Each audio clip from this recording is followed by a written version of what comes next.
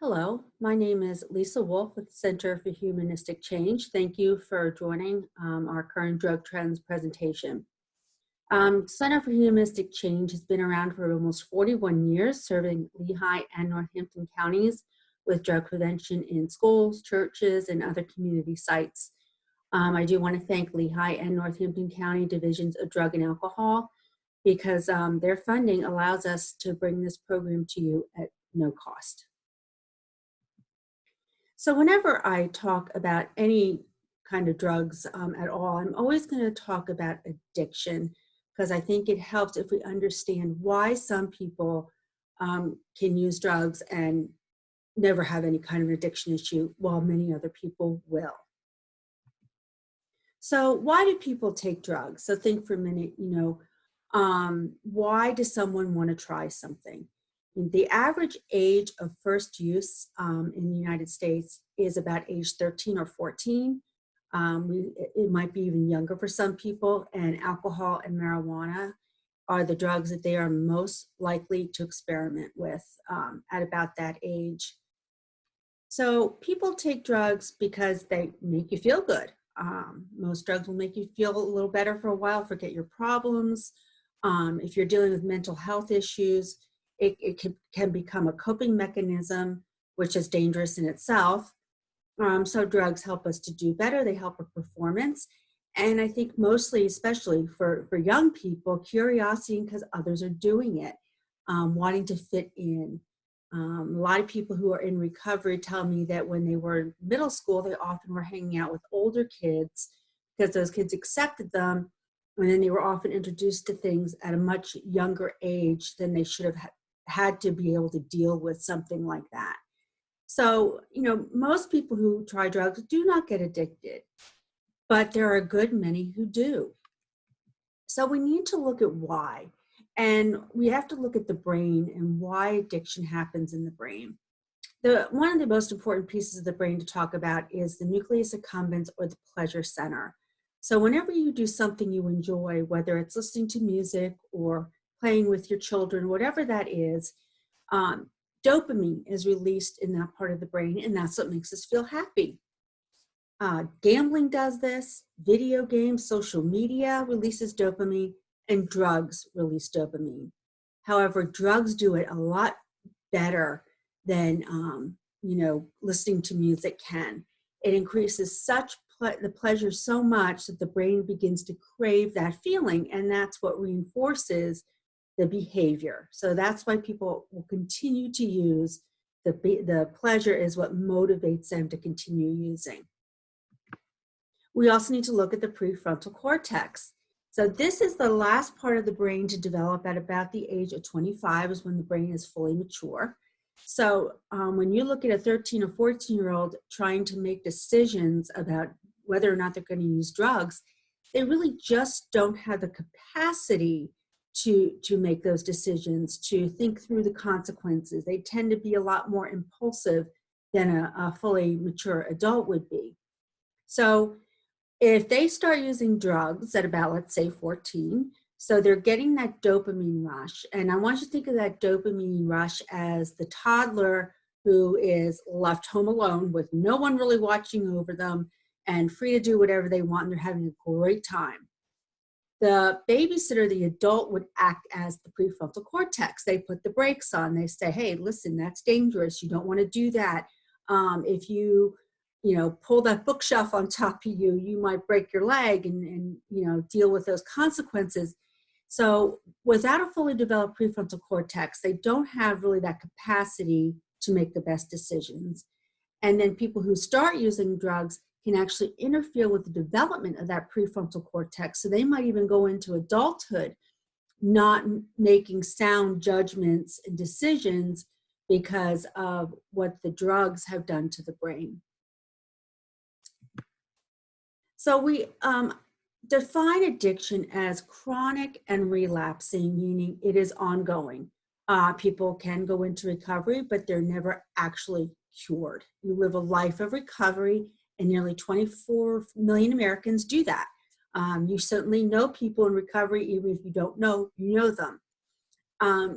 it is a disease that is identified by chronic, compulsive drug seeking, impulsive decisions, and continuing to do that, I should say, despite the harmful consequences. People can lose their homes, their jobs, their families, and still continue to use because that pleasure part of the brain is driving that addiction. We now know, because we have the tools to examine the brain, that it changes the structure of the brain. The brain actually looks different in someone who is addicted to drugs, change the structure and in how it works. And all drugs do it a little differently. Heroin and opioids are definitely the most addictive, and that the pleasure is so intense that it's very hard for the brain to give it up. And then we know meth actually really destroys parts of the brain and impairs the function. So I think it's important we treat addiction as a disease. It is not a lack of willpower. It is not a moral failing. If we treat it like diabetes or heart disease, and we stop stigmatizing people who are addicted to drugs, we remove some of those barriers to them getting treatment. If we remove some of that stigma and shame and embarrassment. So what are addiction risk factors? Who's more likely to become addicted to drugs? So we're going to look at the environment and the genetic piece. So if it's someone who lives in a home where there's drug use, they hang out with friends using drugs, they're not engaged at school, there's an attitude around them that drug use is okay, they aren't engaged in healthy activities, all those things, and then that becomes combined with genetics. We now know that addiction runs in families. Men are a little slightly more at risk than women. And then the big risk there is the mental health disorders. It's about 70% of people with some kind of mental health issue will self-medicate with drugs or alcohol at some point in their lives as a coping mechanism. And then that, brings along it's a whole other set of consequences on top of the mental health disorder. And it's a combination of all these factors that puts someone more at risk. So knowing this can help people to make better decisions about their drug use, even by delaying that first drink into your 20s. It makes a big difference in starting to drink at 15, because as the brain matures, there's less risk of damaging the brain, and they are much closer to that fuller maturation point at about age 25. Before I go into the drugs themselves, I always like to mention this. It is digital use disorder is now recognized as a mental health disorder. There are rehab programs for this. It is addiction to a behavior rather than a substance. And what happens is when people are on social media and people are liking their posts, they're getting positive feedback. If they're playing video games and they're winning, it stimulates that dopamine production just like the drugs do. And that's what keeps people reinforces that behavior to keep them coming back.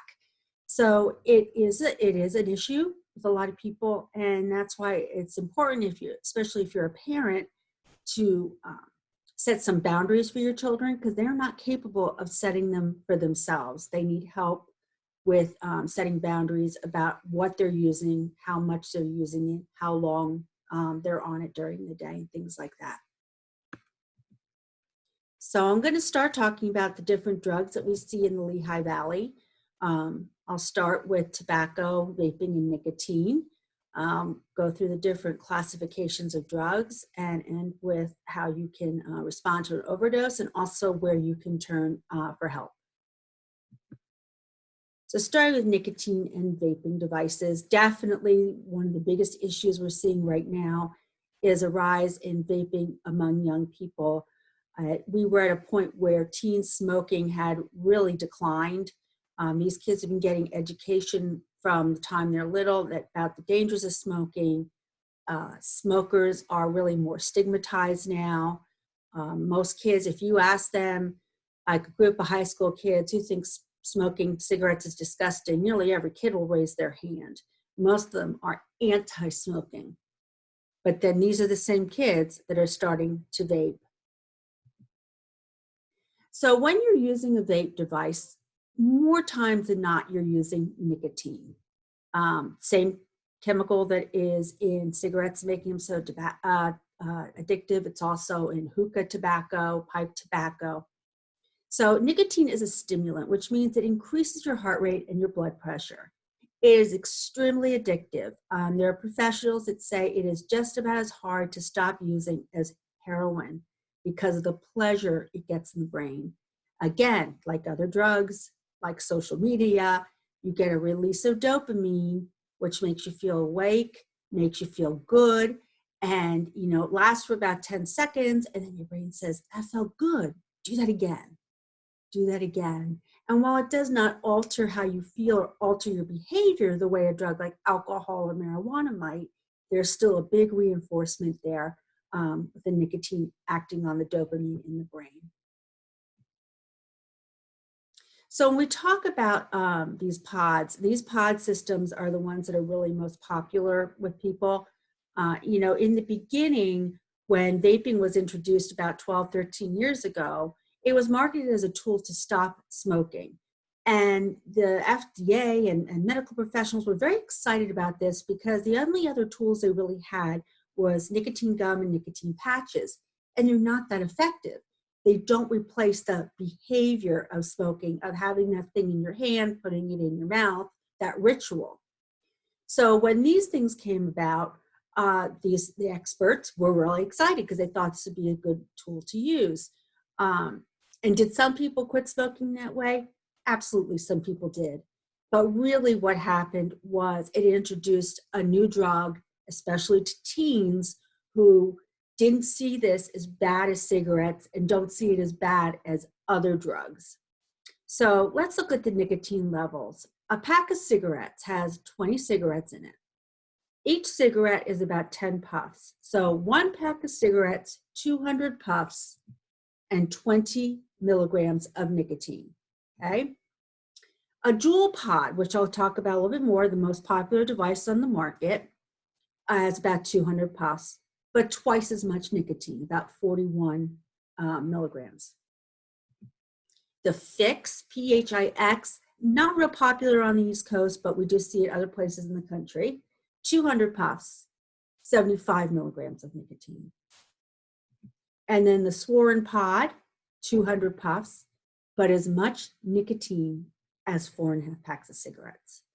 There is no reason to have that much nicotine other than to get you hooked. It doesn't make you feel different, really. It doesn't make the taste better. What it does is it reinforces that addiction, that nicotine, releasing that dopamine, and you wanting more, needing more eventually, that you crave it. Actually, addiction can happen very quickly with those high levels of nicotine. Within even like a week, someone who's starting to vape is going to crave it more and more and more and not be able to stop. All those pods contain high levels of nicotine. There are no or low nicotine e-juices that you can buy in a bottle and that you would put into the tank of a refillable device. But pod systems, the ones where you buy the disposable pod, put it in, when it's empty, you toss it out, and buy new pods to put into your device, all contain high levels of nicotine. Flavors, definitely a big part of this trend.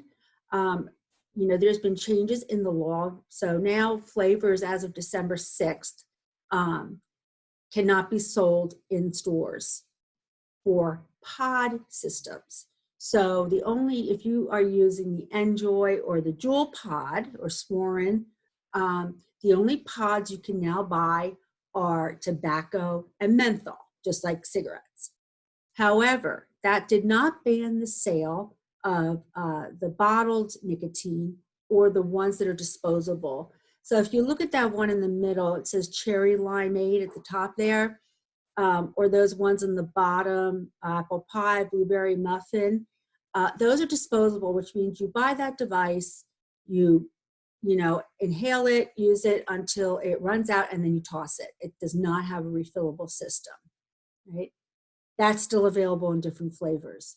The bottles that you see on the top left, lemon, banana, and coffee, those are ones that you can also buy. I don't know if you can see, but it says low, medium, high. So they come with different levels of nicotine. So in the beginning, when they started selling these things, the idea was you would start out at a high nicotine level, and then you would eventually bring it down until you were not using any nicotine. So those are still available. So, yes, the pods are make it more difficult if someone's using that system, but there are ways around that too. So the Juul pod, that little pod that you buy,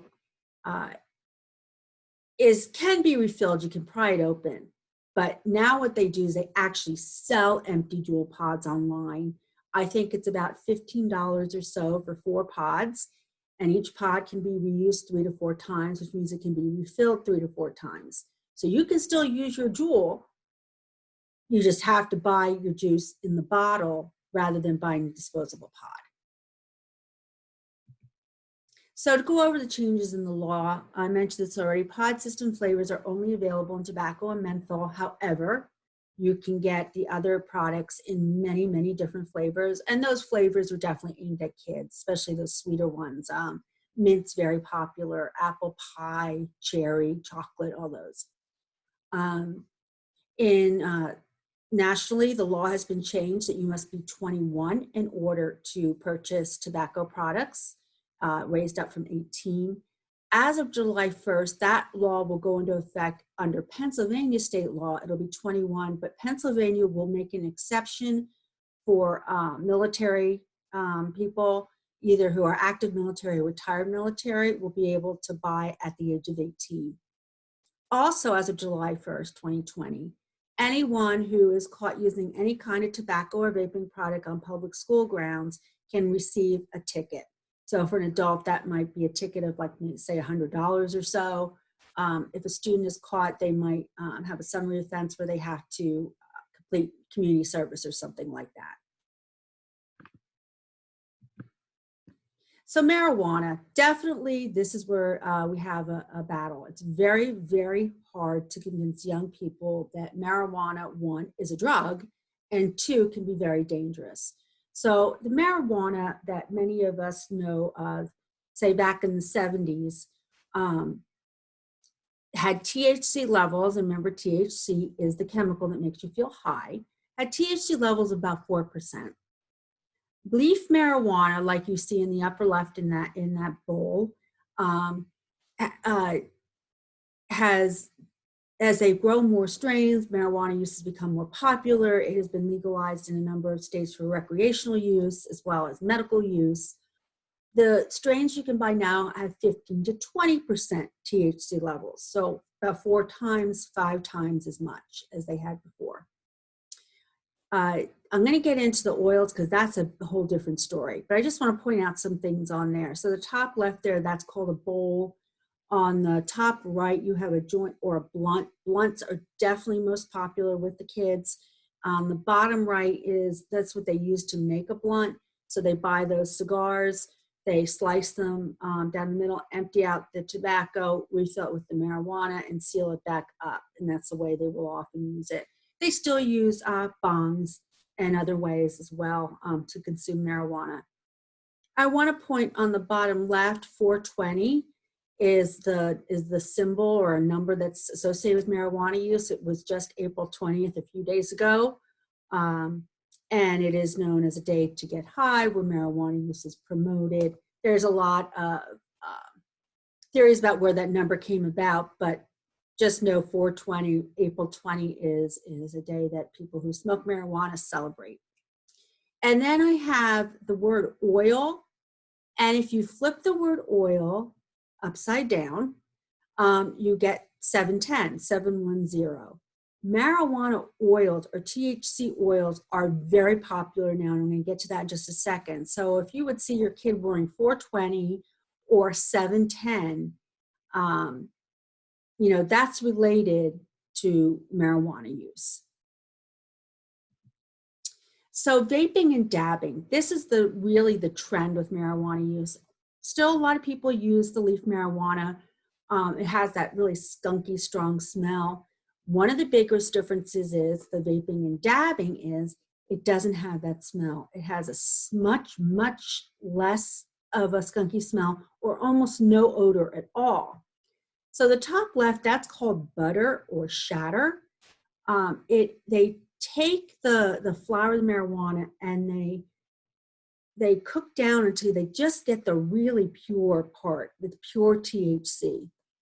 And then what they do with those waxes, it's almost like an earwax. They have a device that they put it in, heats to a high temperature, and they inhale it. THCs also come in more of an oil. So you can see to the right of that butter, you have a device. So you've got the battery is that silver part, and that part you recharge. And then you have the other things that are what would just fit on top of that battery. They are referred to as cartridges or carts, C-A-R-T-S. And they are filled with oil that's much like the nicotine juices, but it's thicker, it's stickier, and it's darker in color. Sometimes kids will mix up some of the nicotine flavor with the THC, so what you smell would be like that sweet flavor. So here's the biggest difference. In these types of products, the THC is concentrated. It becomes an aerosol that you inhale. And the biggest deal is the concentration of THC can be 80 to 90% versus 15 to 30% versus 4% in the 1970s. This is not grandpa's weed. It is much, much stronger. And, there was a big issue in the country from about April of last year. It went through into about the winter time. It seems to have slowed down people getting this vaping illness where their lungs would become occluded, they couldn't breathe. And I think it's about 70 people who died in the United States from this. A lot of young people died from it. It appears that this was not related to vaping nicotine or e-juice. It was related to vaping these THC oils. And the reason for that is when someone makes those oils, it goes through a process where they're using some volatile chemicals, and including vitamin E acetate, which a lot of people heard about when they were talking about this. And those chemicals, because it's being done by somebody in their basement who doesn't really know what they're doing, some of those chemicals remain in substance, and they believe that is what was making people sick. I haven't heard as much lately. I don't know exactly why we're not hearing about it as much. Good news is we're not. But it is a warning that, short term now, there can be dangers related to using marijuana. The biggest deal when I talk about marijuana, the one thing you need to take away, kids see it as not being a big deal. They know people who smoke all the time and they're fine. It's legal in some states for recreational use. However, we don't have a whole lot of studies about marijuana use long term. We are just starting to do those. But we have seen in some countries, they've done some studies where they've examined the brain, and when someone's using weed all the time, there are physical changes to the brain, cognitive changes, changes in memory. And in the end, you cannot be using a chemical that is that strong in THC, that alters your brain, and not have long-term consequences, especially when you start before your brain is fully mature. Also, we've seen an increase in the use of edibles. So this would be cannabis-infused foods and drinks, cereals, cookies, brownies, candies. These are legal in states where marijuana use is legal for recreational use. Some of these can be bought at the dispensaries that sell medical marijuana, but they're also available illegally. Any good weed dealer is going to sell the leaf variety, the oil variety, and these candies. I have seen gummy bears. It looks exactly like gummy bear, but just a little bit bigger. And they are incredibly high in THC. And what happens is people will overconsume because they don't feel high right away. And, that high can be extremely frightening. And there is psychosis associated with these very high levels of THC and edibles and in the oils. I just want to note, make a quick note about medical marijuana, which is legal in Pennsylvania. In order to get a prescription, you have to get a card from the state, and then you visit a doctor who does write prescriptions for this. You have to have one of a number of conditions, and then you go to a dispenser and they work with you in the strength, the strain, how you're going to use it, whether it's in capsules or smoking it or topical varieties. And in the beginning, most of the illnesses that qualify for medical marijuana were pretty bad ones, like multiple sclerosis, Lou Gehrig's disease, for people undergoing chemo for cancer. They have recently added anxiety to that list. You ask a group of kids, do you ever get anxious? They're all going to raise their hands, right? We all get anxious. I have a personal concern that it might get overprescribed for something like anxiety, because we all have that at one time or another.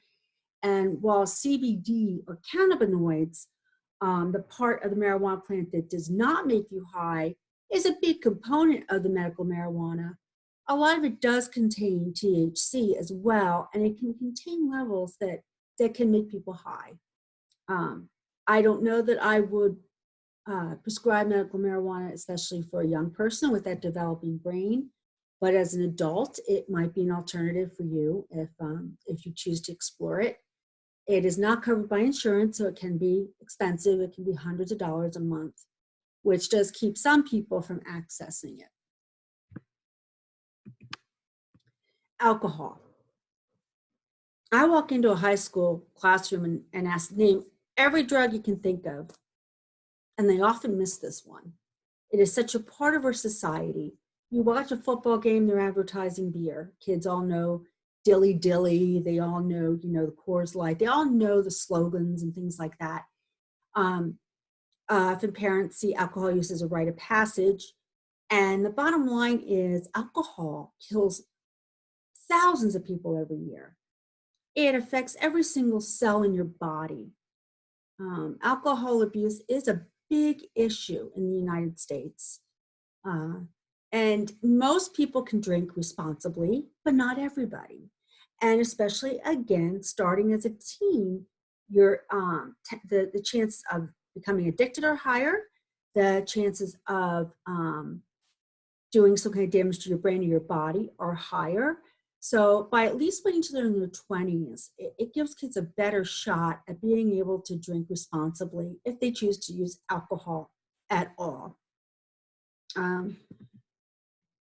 Just so you are aware, the definition of a drink. So one alcoholic drink is 12 ounces of a typical wine. 12 ounces of a typical beer. Craft beers will have higher contents of alcohol. 5 ounces of wine, or 1.5 ounces of liquor like vodka, gin, or scotch. So they each equal one drink. Your typical male can consume 5 alcoholic drinks within 2 hours, and his blood alcohol content will be about 0.08, which is the legal limit for driving. Female can consume up to 4 alcoholic drinks within 2 hours before her blood alcohol content gets there. So just to make you aware, sometimes we pour very generously into a cup when we're using liquor. Just to be aware of your intake, alternating with water so you don't get dehydrated, which makes you feel worse when you're drinking. So I just want to mention that. But one of the biggest issues we have, especially with young people, is binge drinking.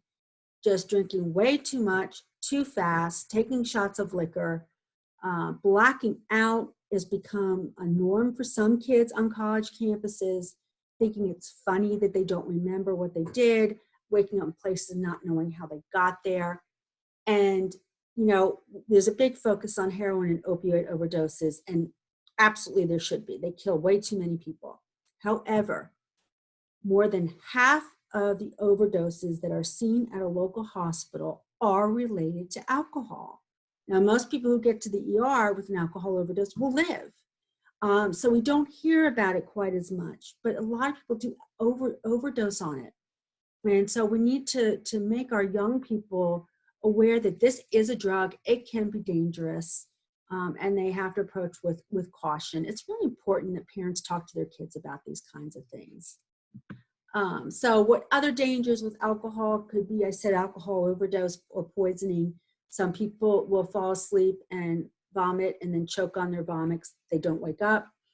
And then over time, it can damage every organ in the body. I've known someone as young as 38 who died from the damage to her body from alcohol use.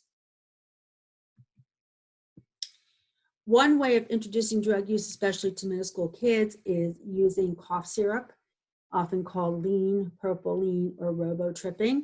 So this is very popular in rap music. So a lot of kids have heard of propylene and triple C's. That would be taking the Corsine cold and cough capsules in large amounts. People can get a feeling of being high. Drinking cough syrup by the bottle, not by the teaspoon, the way you're supposed to use it. A lot of the rappers are using the codeine, which is prescription cough medicine, but even over-the-counter cough syrups and with the dextromethorphan can cause people to feel high. Another way that, especially among middle schoolers and high schoolers, of getting high would be using inhalants. So these would be things you have in your home: nail polish remover, airplane glue, Sharpies, gasoline. Anything that would make you feel dizzy or feel different could be getting high. If you've ever heard of huffing or whippets, that's inhaling the gas that's left over in an aerosol can when you're done with it, such as like Pam, right? Or you see the dusting spray that you use on your computer. Some people use that to get high. So there's a lot of things there, and these are common everyday items in your home, but just be aware that they can be abused for kids who want to get high. Synthetic drugs. So when we talk about synthetic drugs, we're talking man-made drugs. And it seems to depend on where you live, where you see this. If you're living like in downtown Allentown, this spice and K2 that you see up there, or synthetic marijuana, is rampant. The abuse is rampant, and it's so dangerous. So let me just explain some of these others. So we got Molly and ecstasy, LSD, and flakka. So let me go back to the spice and K2 in the middle. It looks a little bit like marijuana. It's actually browner and dirtier looking and has a terrible, terrible, awful smell. Most of this is produced in China. It is either plant material or cardboard that is shredded and then sprayed with chemicals. No idea what's in there. They just spray away. It is usually bought like at a local gas station or corner store for about $5 a bag, so it's a cheap high. It can be very dangerous to the brain. Molly and ecstasy, definitely marketed towards younger kids. Kids hear about Molly in music as well. It is associated with parties and lots of music because it makes you stay up for a long time. Enjoy the bright lights and the loud noise and the camaraderie you have with your friends. So that's definitely targeted at younger kids. Flakka on the right is pretty much what has replaced what we call bath salts that we were seeing issues with a few years ago. And with these synthetic drugs, the Molly, K2 spice, and flakka, what we see is people, if they have a bad reaction or take too much, get very anxious. They might get violent. They might have superhuman strength. And then what will happen sometimes is it'll increase their internal body temperature. So all of a sudden, their internal body temperature might be 105, 106, which is going to shut down all your organs. So that's one of the biggest dangers we see with that stuff. LSD, acid tripping, is definitely more back in vogue. Since the 60s and 70s, it had gone down a little bit. Not so much in the schools, but kids are seeing it in their neighborhoods. The flakka is not around a whole lot either, but Molly and Spice or K2 is definitely something that your loved ones might be exposed to at some point. The illegal stimulants that we see are cocaine and meth. So on the top left, you have rock cocaine, crack cocaine, and the bottom it is a powder. Cocaine, big in the 80s, was a very expensive elite drug, and then use went way down when people learned what it could do to them. People, ruining their lives with cocaine. But excuse me, cocaine is definitely back. It's not as expensive as it was. We're seeing an increase of cocaine use on college campuses in particular. And then on the upper right there, you have meth. In the Lehigh Valley and really across the country, we're seeing an increase in meth use. So you might remember reading the news about people who are making meth in their houses and it's using all these different chemicals and they might have an explosion. A lot of the meth we're seeing now in the United States is actually being manufactured in Mexico. It's a better quality, but it's very cheap. There's a lot of it. If you can see those two pictures there, those women, you can see how it ravages the body, especially the face. They will feel like there's something crawling under their skin and pick at it, or they become hyper-focused because it's a stimulant and become hyper-focused and they'll just pick and pick and pick. It will rot the teeth very quickly. Their bodies will waste away. They don't sleep. It can really do a number on the brain. And, even when they stop, the brain does not repair itself. The long-term consequences of meth are incredibly, incredibly dangerous. Then the legal stimulants that we see abused would be drugs that are prescribed for ADHD.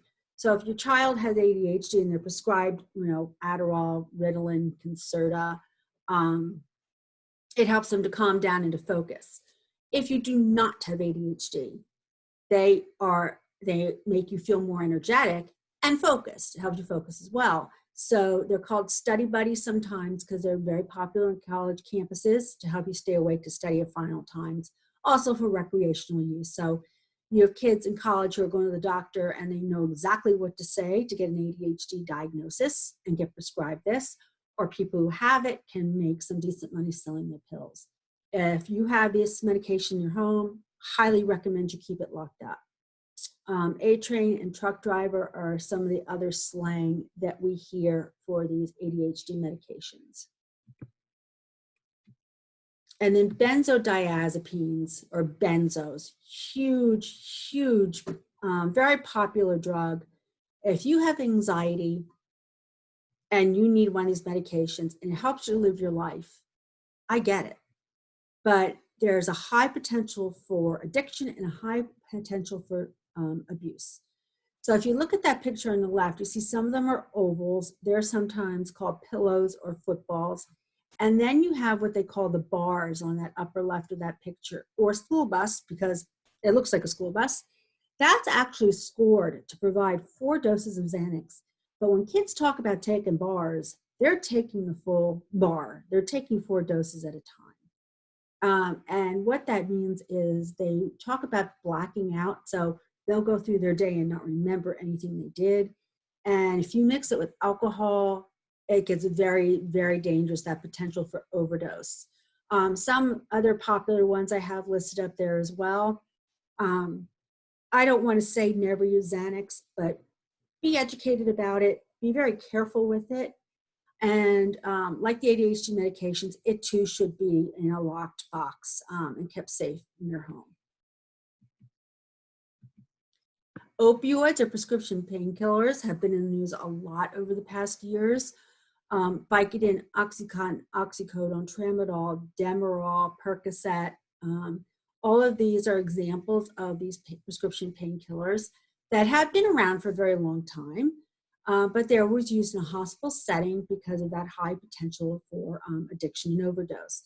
In the mid-90s, Purdue Pharma claimed they had a new formula that would be less addictive and started marketing it, and doctors started writing prescriptions for everything. So now you didn't get this when you had major trauma or cancer pain or post-surgical pain. You were getting it for tooth extraction or a sprained ankle, and people were getting hundreds of pills prescribed to them. And they are extremely addictive. Opioids and heroin are basically the same thing in the effects it has on your brain and body. Yes, they're effective painkillers, and there are people that need them. but the potential for abuse is extremely, extremely high, and they are extremely addictive. So I would urge you, if you're prescribed these, to have a conversation with your doctor about whether it's the best alternative for you, or especially for your child. And most doctors aren't prescribing as many pills. They might only give you like 2 days worth, because usually post-surgery, we don't need a month's worth of painkillers. But not all doctors are doing that. Some of them are still prescribing in high amounts. So you have to advocate for yourself as a patient. Again, very important that these drugs be locked up in your home so that no one gets their hands on them, by accident or intentionally to get high. And then we have heroin. So we saw a lot of people who were getting hooked on those prescription drug painkillers move on to heroin. The heroin that was around in the 70s was not very pure. So the only way you could take it to get high was to use a needle. That kept a lot of people away from it. And then when we saw HIV and AIDS, hepatitis C, a lot of those drug users died, or they went into rehab when heroin use went down. It was a perfect storm in the mid-90s. At the same time, pharmaceutical companies are introducing all these prescription painkillers. The cartels, most of our heroin comes from Mexico. It is produced from poppy plants that grow in warmer weather. They started changing the way they process it. So they made it much stronger. It was much purer. So now you can get high by sniffing it as a powder, or mixing it with water, heating it, and inhaling it. So they call it smoking heroin, or mixing it with water and injecting it into a vein. In the middle picture, those what we would call track marks. Absolutely, when I started doing our heroin programs about 5 years ago, most high school students really thought if you sniffed it or you smoked it, you didn't get addicted, and you certainly did not die. And there's absolutely no truth to that, especially as we started to see the influx of fentanyl into our country. In about 2015, all of a sudden we were seeing an increase in overdose deaths. And what was happening is, there's fentanyl that's used in a hospital. If you've ever been under anesthesia, there's a good chance you're given fentanyl through an IV for pain control. This fentanyl is being produced in labs in China. It is a powder form. It is shipped to the United States strictly for illegal use. There is no legal use for that powdered fentanyl. It is 50 to 100 times stronger than heroin. It is very potent. A very, very small amount can kill someone. And what happened is, people who were seeking a better high from their heroin, eventually people hit a plateau where they just don't get high anymore. They're taking the heroin to avoid getting sick from withdrawal. Fentanyl kicked it up a notch, and now they could get high again. I'm telling you, fentanyl is here in abundance. It is extremely cheap. Heroin sells for $5 to $10 a bag, so it's very cheap. The dealers are buying fentanyl for pennies and adding it in to these packets of heroin to make them stronger. Very, very dangerous. We also need to be aware that they have found fentanyl added to marijuana and other drugs too, where people just add it to make the different high, and you risk that someone overdoses from that. Two of the hallmarks of heroin use, other than the track marks, would be nodding out. The woman on the left, it's not nodding off, falling asleep, it's nodding out, where they're kind of like a rag doll, and they'll like bend over and they'll come back up. You might see someone on public transportation or sitting in a park doing this. That's part of the high. And then the picture on the right shows the pupils. Nearly all drugs dilate your pupils or make them bigger. Opioids in particular make them very, very tiny, very, very small. So that would be a sign someone's using heroin. And kratom. I want to mention this because you can still buy this online. You can still buy some local stores. A lot of people see it as a health supplement. Some people advocate as a way to get off of opioids to help you go through withdrawal. It comes as a powder, as a pill, and as a tea. In certain doses for some people, it's a stimulant. In some doses or forms for some people, it's more like an opioid effect, more of a depressant, calming effect. But no matter what, it is an opioid. I don't know why it's still legal in stores. I thought we'd see the legislature change that in Pennsylvania, and they did not. it is not a safe drug to use. So if you know anybody talking about using kratom, what will happen is if you're drug tested, you're going to show that you're positive for opioids, and there absolutely is a danger of overdosing with kratom. So finishing up the talk about opioids, many of you may have heard of Narcan or naloxone. So overdose deaths have declined a little bit since 2017, when we had the most ever, over 70,000. 2/3 of those were associated with opioids. I think the distribution of Narcan, it is now carried by police officers, firefighters, of course the EMTs. It's in a lot of our schools. I carry it in my purse. Has saved thousands and thousands of lives.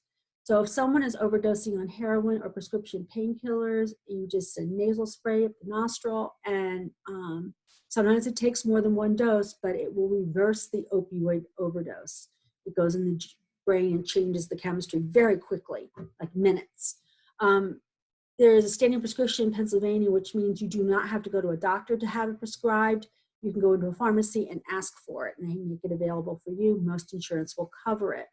If you are using, or someone you love is using opioids for chronic pain, I would make sure you have Narcan on hand in case someone has an accidental overdose.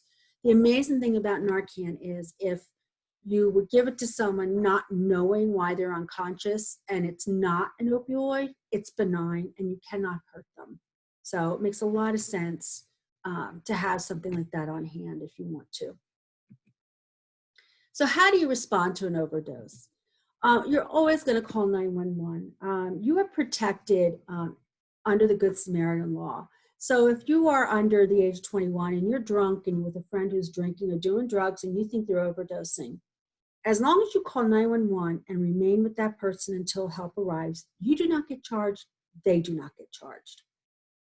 God forbid you're using heroin with someone using heroin, they're overdosing. Call 911, you remain with your friend, you do not get charged, they do not get charged, they cannot arrest you. This has saved more lives. In the past, people were so afraid of the cops, so afraid of jail, that they would abandon their friends. And that's not, we are not going to arrest our way out of this issue. So now we're treating it as a medical issue. And, more people are more likely to call when they know they don't get in trouble. It saves lives. If you know or think it's an opioid overdose and you have Narcan or naloxone, you can administer that. And then you may need to start CPR if it is indicated. People survive overdoses. Many people go into recovery, and many people live a life of recovery. It is possible, so you don't want to give up on someone who's using. Those are some of the references where we access our information. We use nearly all government websites. Always trust the sites that we can trust. If you or someone you love, if you suspect that they need help or know they need help, contact your county drug and alcohol division. They will help you get started. They will help you navigate it. There is funding out there to go to rehab. If you do not have insurance, they can help you get into a recovery program, either inpatient, outpatient. They will help you get the assessment. So don't be afraid to reach out. They are there to help you. And last but not least, if you have any questions, please feel free to email me and I will answer you. That's my email address up there. I urge you to visit our website. We have online classes and other videotaped presentations on there. We also have an extensive resource guide related to the COVID-19 epidemic that you might find helpful. Thank you for joining us. Stay safe, stay healthy, social distance, and wash your hands. Thank you.